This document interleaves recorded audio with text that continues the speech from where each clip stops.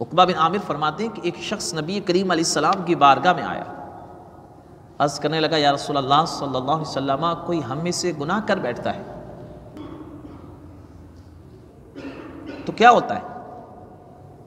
آپ علیہ السلام نے فرمایا یکتب علیہ، اس کے نامہ اعمال میں وہ گناہ درج ہو جاتا ہے، لکھ لیا جاتا ہے۔ قال ثم یستغفر منہ ویتوب، عرض کرنے لگے یا رسول اللہ صلی اللہ علیہ وسلم، بندہ اس سے توبہ کر کے استغفار کر کے رجوع کر لیتا ہے، معافی مانگ لیتا ہے۔ کریم آقا علیہ السلام نے فرمایا یغفر اللہ لہ ویتاب علیہ، آپ نے فرمایا رب اسے معاف فرما دیتا ہے اور رب اس پر رحمت فرماتا ہے۔ جب وہ معافی مانگ لیتا ہے تو رب معاف فرما دیتا ہے اور اس پر اپنی رحمت فرماتا ہے، اس پر کرم فرماتا ہے۔ قال فیعود فیذنب، عرض کرنے لگے یا رسول اللہ صلی اللہ علیہ وسلم، وہ بندہ پھر لوٹ آتا ہے، پھر گناہ کر بیٹھتا ہے۔ قال یکتب علیہ، سرکار نے فرمایا وہ نامہ اعمال میں پھر لکھ لیا جاتا ہے۔ قال ثم یستغفر منہ ویتوب، کہا یا رسول اللہ صلی اللہ علیہ وسلم، وہ پھر اس گناہ سے توبہ کر لیتا ہے اور اللہ کے حضور رجوع کر لیتا ہے۔ قال یغفر لہ ویتاب علیہ، سرکار دو عالم علیہ السلام نے فرمایا رب پھر اس کے گناہ کو معاف فرما دیتا ہے اور پھر اس پر اپنا کرم فرماتا ہے۔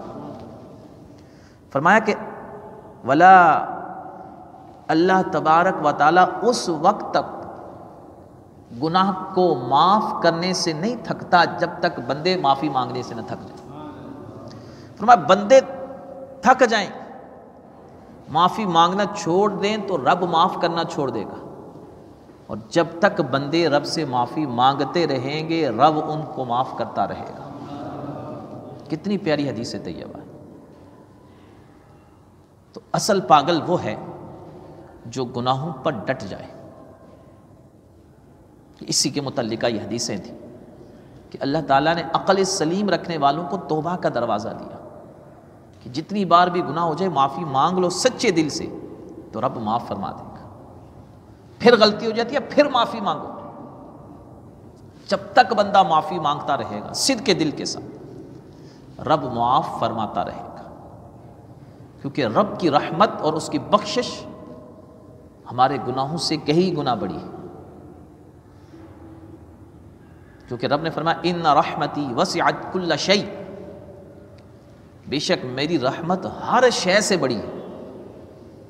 جتنے بھی ہمارے گناہ ہو جائیں مگر رب کا کرم اور اس کی بخشش پھر بھی بڑی ہے۔ اس لیے انسان کوشش کرے کہ اپنے گناہوں کی معافی مانگتا رہے اور پاگل نہ بنے۔ ویسے ہم کسی کو پاگل تو لڑنے لگ جائے گا، لیکن حقیقت میں جو گناہوں میں لت پت ہے وہ پاگل ہے، وہ نہیں جو گندگی میں لت پت ہے۔ بظاہر جس کے کپڑے میلے ہیں، گندگی کا اسے فکر نہیں، سردی گرمی کا اسے احساس نہیں، ہم اسے پاگل سمجھتے ہیں۔ وہ پاگل نہیں ہے، وہ تو بخشا ہوا ہے، وہ تو بخشا ہوا ہے۔ پاگل وہ ہے جو عقل رکھتے ہوئے بھی گناہوں سے لت پت ہے، جس کا باطن لت پت ہے گناہوں سے، گناہوں کی آلودگی سے گندا ہے۔ اللہ تبارک و تعالی ہمیں یہ احادیث طیبہ سن کر یاد رکھ کر دوسروں تک پہنچانے کی توفیق عطا فرمائے۔ اب تمام احباب سے یہ گزارش ہے